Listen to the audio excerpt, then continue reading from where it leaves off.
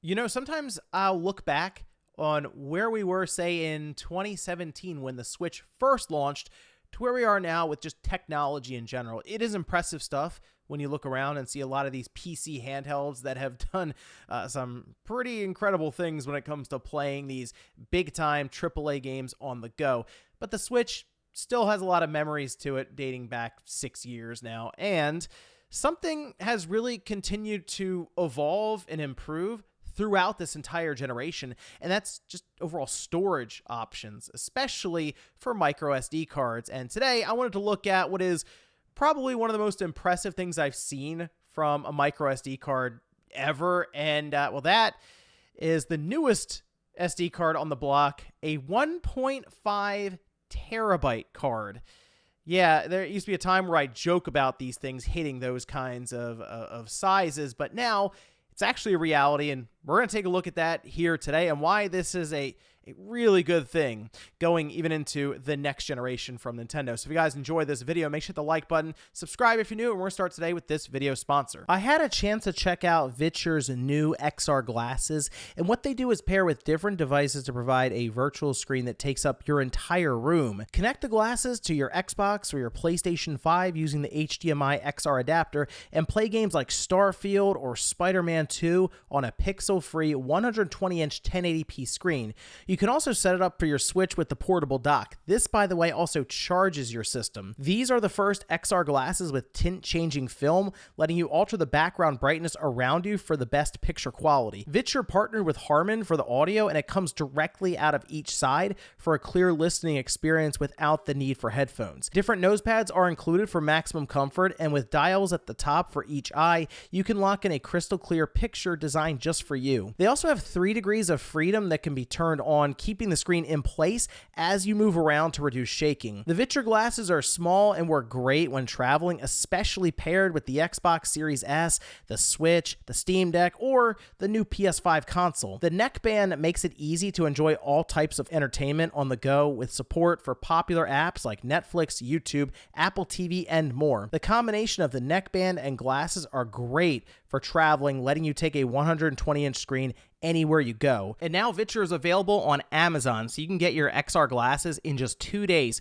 making it easier to get in time for the holidays, and it comes with a 30 days free return, so there's no risk. Experience the next wave of immersive mobile technology today. Thanks to VITURE for sponsoring today's video. So let's start with the card itself. This is from Western Digital, or SanDisk, I guess is the branding for it, but they did have a pre-order page that went live on their website, and I was taking a look at it and thought, wow, a 1.5 terabyte SD card. Now, this isn't the fastest SD card out there, and really, it's probably not one that would be recommended if you're maybe somebody who does a lot of video production and looking for 5 or 4K, 6K, 8K recording. But for gaming, specifically on the Switch or the Steam Deck, this should fit in really, really well. And, well, I think the Steam Deck probably would benefit from this more because of how much larger some of those install sizes are there on that platform. It is still a very interesting thing to see pop up for the Switch. So I figured we would, yes, unbox the SD card, but also pop it into the Switch and see exactly what that screen looks like when it tells you how much storage you have available to you. Now, this card is currently going for $150, which I will admit sounds like a lot, right? But think about back in 2017 when the 400 gigabyte SD cards were being introduced. Those came in at a price of $250. And remember, that was 6 years ago. It was the holiday 2017. I remember because with the Switch out earlier in that year, there was a lot of discussion around which SD cards to get, how fast they need to be, and which brand is the one to choose. I even did videos showcasing some of the fake SD cards that were just out there, and there were many. And trust me, I saw a lot of comments of people who were wondering if maybe this one they found, this $10 250 gigabyte card they found on Amazon was fake or not. And yeah, it probably was. And in fact, when I posted up a picture of this 1.5 terabyte card on Twitter, people were asking if it was also fake. Well, We can find out, actually, because I could run this through the ringer a bit here with some of the test programs that will essentially write information to it and then read it back just to see if the card is actually what's advertised. And these programs are pretty good about sniffing out fakes and telling you that that 256 gigabyte card you bought is actually a 2 gigabyte card. Anyway, after, of course, taking it out of the packaging here, I plugged it into the PC and ran it through a program that what it will do is sit here for about 5 or 6 minutes, for me anyway, and just basically plug away with data all around it and then reading it back to see if it hit basically the size limits that is being advertised here and that it's initially reading. And after about 5 minutes, it came back saying that the test was successful. And yes, the space that's being advertised here is absolutely correct. I also went ahead and did a speed test on this thing just because I was curious how fast it would be and if it would work out for really the Steam Deck. I think the Switch will be fine either way, but the Steam Deck, that's one where it could get kind of iffy depending on specifically the read speeds is really the one that is mentioned as more of a requirement. And in this case, it came in at 150 megabytes per second, which is well above really what the Steam Deck would need. Most people are like around 100 megabytes is what would make sense for the Steam Deck per second. The write speed, though, at about 22 or 23. Again, not necessarily the highest, and if you're somebody who is going to be doing some serious video work at higher resolutions, I would opt for just a faster card in general, or you're most likely hooking up an SSD to the thing anyway. But still, an authentic 1.5 terabyte card, it's impressive, just again, the size of the SD card. Think about that 1.5 terabyte capacity, and then take a look online at all the different portable hard drives, and them being able to fit it down to this little card it's pretty cool. It's also funny to think about how less than, 20 years ago with the PSP, it was a big deal to have a 512 megabyte card for it, or having a 2 gigabyte card for your DSi, and really building up from there through the generations to where we are now. It is impressive to kind of look back on that timeline. Of course, I wanted to install it into my Switch OLED just to see the storage tab, and yeah, you can see it does give you 1.3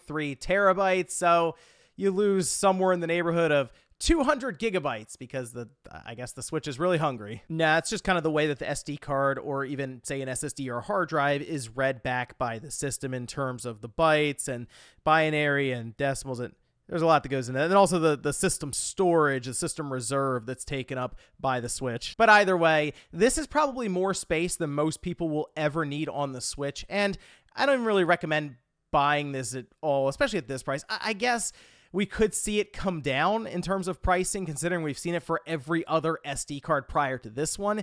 And the fact that it's coming in initially at $150 means that I wouldn't be shocked if in a year or two this thing is under $100, and 3 or 4 years down the line, this thing could just be like $50 or $60. Remember when the 1 terabytes came out? That was a massive deal, hundreds and hundreds of dollars. Now you see them on different sales constantly for like $70 or $80, sometimes less than that. But the thing I'm really happy about here is it does feel like SD cards are just becoming almost like a second thought with, okay, can we get it to a position where it can support these larger file size? Well, yeah, of course they can. Now, I would like to also see the speed continue to increase if we are going to be using these SD cards, as I assume we will, in Nintendo's next device.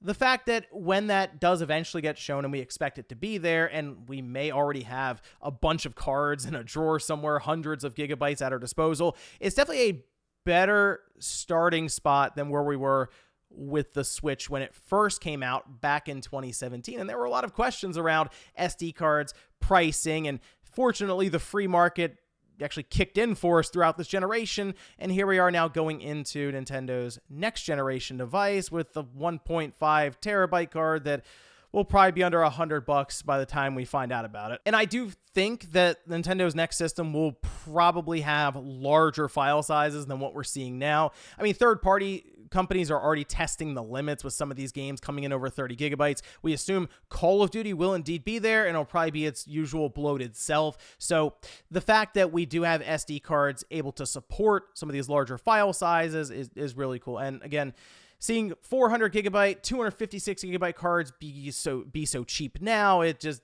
it's so much easier to load up on storage than ever before. And with a 1.5 terabyte card out there, I assume the prices on those other cards, especially like a 1 terabyte, will probably continue to come down in price. Again, I don't really recommend this, but if you want to check it out, it's on Amazon, and I will have it linked down below. Thanks, guys, for watching. Let me know what you think about this with the SD cards now coming in at 1.5 terabyte and shockingly not priced to the moon. Thanks, guys, for watching, and I'll see you next time.